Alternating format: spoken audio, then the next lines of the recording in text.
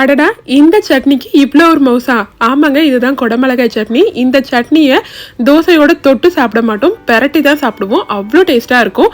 இதுக்கு கடாயில் 1 டீஸ்பூன் எண்ணெய், 1 இன்ச் இஞ்சி, பூண்டு, பச்சை மிளகாய் இது எல்லாத்தையும் நல்லா வதக்கிட்டு ஒரு வெங்காயத்தை ரஃபாக கட் பண்ணி போட்டு அதையும் கண்ணாடி பதத்துக்கு வதக்கிக்கோங்க. ஒரு தக்காளி தேவையான அளவுக்கு உப்பு சேர்த்து தக்காளி நல்லா வெந்து வர வரைக்கும் வதக்கிட்டு ஒரு பெரிய சைஸ் குடமிளகாய் சேர்த்துக்கோங்க. குடமிளகாயில் உள்ளே இருக்க பார்ட்ஸ் எல்லாம் நான் எதுவுமே ரிமூவ் பண்ணல, அப்படியே தான் கட் பண்ணி சேர்த்துருக்கேன். ஒரு 5-6 வரமிளகாய் சேர்த்துக்கோங்க. உங்களுக்கு காரம் எந்த அளவுக்கு தேவையோ அந்த அளவுக்கு மிளகாய் குட்டி குறைச்சி சேர்த்துக்கோங்க.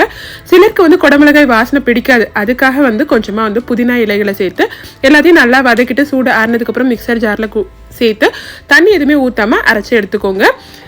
இப்போ தாளிப்புக்கு கடாயில் எண்ணெய், கடுகு, உளுந்து, கருவேப்பிலை, பெருங்காயத்தூள். இப்போ இந்த தாளிப்பை அரைச்சி வச்சிருந்த சட்னியோட சேர்த்து நல்லா மிக்ஸ் பண்ணி விட்டுட்டு இட்லிக்கும் தோசைக்கும் வச்சு சாப்பிட்டு பாருங்க. சான்ஸே இல்லைங்க, சூப்பராக இருக்கும்.